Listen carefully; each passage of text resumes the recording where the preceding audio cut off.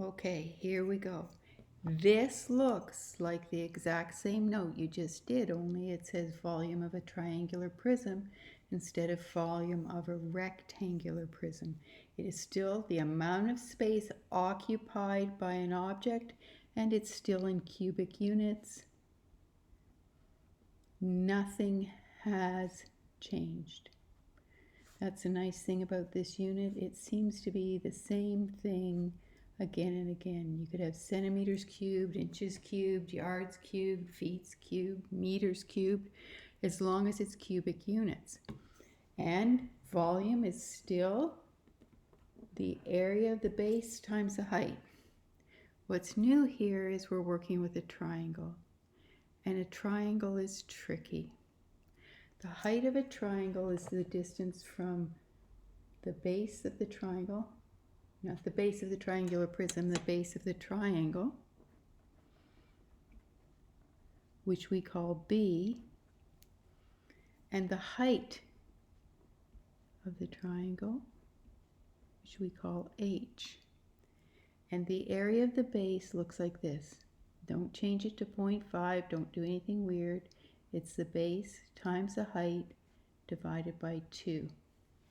That's the area of the base of a triangle. Now we want the volume. Here's where it gets tricky. We seldom draw the triangular prism the way it works. We always draw the base of the triangle so we can see it, and then we draw it like a tent. We draw it like a tent.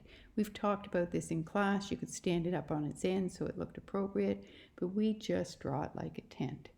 And in that case, the distance here to here is the height of the prism. And that means we have a problem. We have the height of the triangle and we have the height of the prism.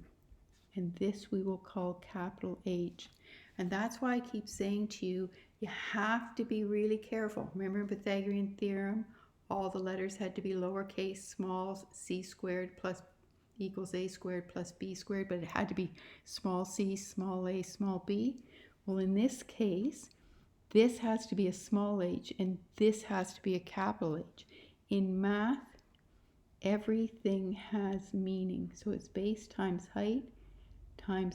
height divided by 2. This is the next formula you have to know, and you have to know how to use it. But before we even get to using it, I want to take a minute to talk about the different types of triangles you could see. I wonder if you can hear the clicking. So we have the types of triangles. You could have a nice equilateral triangle. All the sides are equal and all the angles are equal. And you've seen these before. But now when you look at the height, from the base of the triangle to the top, and there's your base, and this is called equilateral.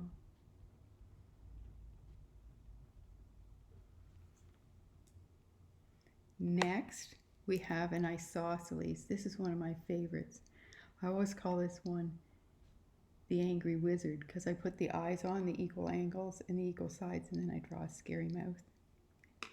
And that'll help you remember that this is isosceles, but the height is still in exactly the same place. Isosceles is hard to spell. Then we have a scalene triangle where absolutely nothing is equal. Nothing's equal. None of the angles are equal, none of the sides are equal. And guess what? The height still looks the same. From the base to the top of the triangle, and this is a scalene triangle. So you had base and height, and here you have base and height, and here you have base and height. And you're going, well, that's all pretty simple. But what if it's a right triangle? This is where life gets tricky. Here's your base. Here's your height. it is one of the sides of the triangle, because that is from the base of the triangle to the highest point. All of these form a right triangle inside the triangle because they go directly up to the top. In this case, it's one of the sides. That's another thing that makes triangles tricky. So we have the small h and the capital H, and now we have how do you find the height of a triangle or the small h. So let's take a moment and turn our note over, and we'll have a look at how to do this. Nothing much has changed. As soon as I get to the right one, you're going to do the key first. So we have the base, we have the height, and we have the large h, the distance from the two triangles, the height of the prism. So you write your key. And this is where you're going to be telling me a lot. You're going to be telling me that you know the difference between the height of the triangle and the height of the prism. And remember, we're always trying to communicate our thinking clearly. Then you write the formula, base, height of the triangle, height of the triangular prism, and you divide it by 2. Now normally what I would have done is I would have done a whole demo on why it's divided by 2 in front of the class, but we can't do that here. Then you fill it in, and I'm going to use the dot instead of the multiplication sign just because I think it's clearer. So 9 is the base, 5 is the height of the triangle, 12 is the height of the prism, all divided by 2.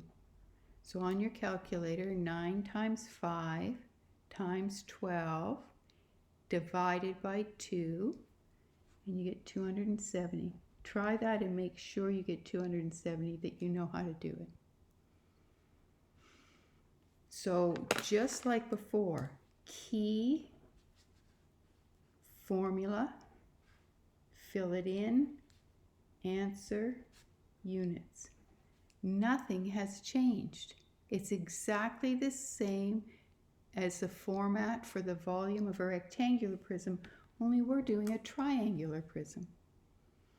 Now this one, right triangle. So you have your base, you have your height, and you have the distance between the two triangles, which is the height of the prism. Now it gets tricky. Remember we did Pythagorean theorem? There's a reason. When you go to do your key, base, height, and height, base is 6 meters, the height of the prism is 8 meters. You don't know what the height of the triangle is, but you have two numbers. You know that that's 8.5, and you have 6.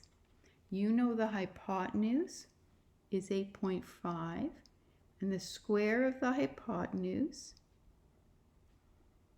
minus the square of a leg, and you take the square root, you're going to get the length of the other side. Now you can use whatever format you want to do this calculation.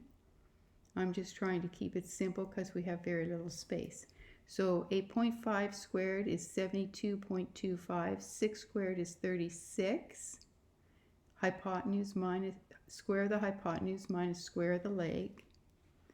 And when you do that, you get 36.25. Then it gets tricky. You have to take the square root. I'm going to go to the nearest hundredth just to keep it really accurate.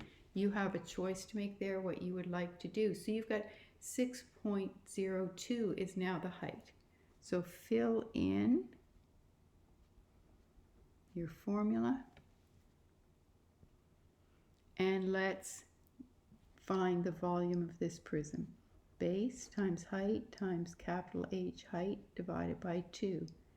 6 times 6.02 times 8 divided by 2. Put it in your calculator. 6 times 6.02 times 8 divided by 2 equals 144.48 meters cubed. Now let's see how we did. We did a key, we have a formula, we filled it in, we got our answer, and we remembered our units. And you couldn't see any of that, so I'll move it down and let you have a look. Volume equals base times height divided by 2. 6 times 6.02 times 8 divided by 2 in your calculator, 144.48, and then meters cubed. The reason that one's tricky is there was a missing measurement and you had to think about the last unit and what you did and how to use Pythagorean theorem. And then we'll go to our last one. You write your key.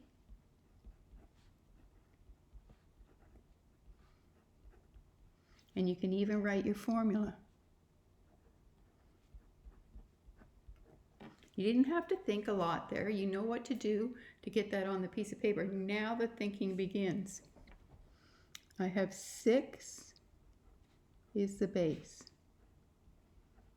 The distance between the two triangles, 11 is the height of the prism. Now, what is the height of the triangle? Is it 5 or 4? It's 4. It is the distance, right, from the base of the triangle to its highest point. So it is 4 centimeters. The 5 centimeters is there because if you were finding surface area, you might need it. But you don't need it to find volume. Don't feel you have to use every number. 6 times 4 times 11 in your calculator divided by 2, you'll get 132 centimeters cubed. Let's see if we did it. We have our key, we have our formula, we did our substitution, we used our calculator to make a calculation, and we have the units. Perfect. 5 things, just like before. The only trick with this one is remembering the difference between the height of the triangle and the height of the prism, and sometimes you might have to use Pythagorean theorem to find a missing measurement. Try the worksheet now, do it on a separate piece of paper so you have enough room. There isn't enough room on the sheet. Thanks a lot.